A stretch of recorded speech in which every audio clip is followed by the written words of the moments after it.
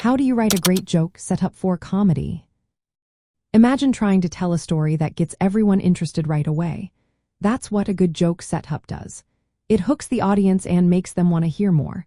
The secret is to keep it simple and clear. Use as few words as possible to set the scene. If it's too complicated or long, people might get lost or bored. Focus on one idea or image that everyone can understand quickly. This helps them follow along and get ready for the punchline.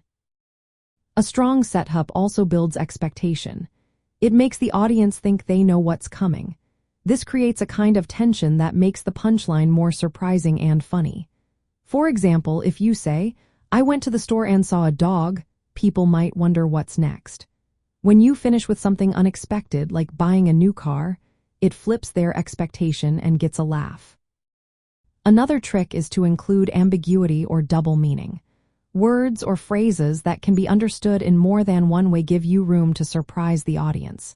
For instance, if you say, "I told my boss I was sick," it could mean you're actually sick or just pretending. When the punchline reveals the truth, it makes the joke work. Keep your setup focused on one thing. Don't try to pack in too many ideas at once. If you talk about your job, your pet, and your weekend plans all in one setup, it gets confusing. Instead, stick to one clear idea.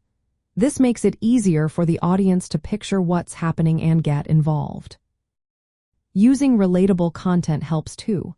If your setup talks about everyday situations like going to the grocery store or dealing with traffic, people connect more easily. They've been there before. Also, use vivid language and strong verbs. Instead of saying, "I went somewhere," say, "I dashed into the store." It paints a clearer picture and makes the setup more memorable. Finally, the setup and punchline need to be connected logically. Even if the punchline surprises, it should still make sense in context. If you set up a situation about a bad date, the punchline should relate to that. This keeps the joke feeling complete and satisfying. In stand-up comedy, test your setups out loud. See if they lead the audience to expect something specific. Keep them short enough to match your timing. Use setups to introduce characters or settings that are easy to picture. Avoid giving away too much or hinting at the punchline too early. The goal is to make the audience curious and eager for the twist. So, to write a great joke setup, focus on clarity, brevity, and expectation. Use words that create a vivid image or a double meaning. Keep it simple and relatable. When you do that, you set the stage perfectly for a punchline that hits just right.